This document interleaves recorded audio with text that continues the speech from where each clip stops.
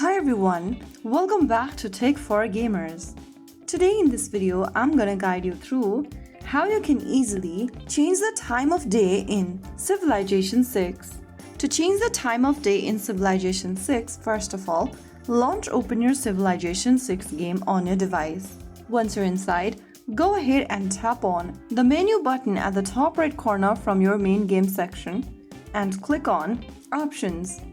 Under Options, make sure you're inside Game, and once in, scroll down from the Game tab and look for a Time of Day option.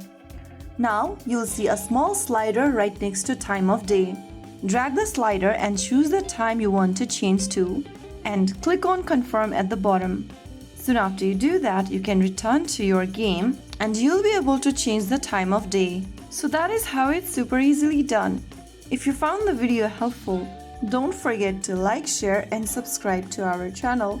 I will be back again in the next video. Stay tuned till then.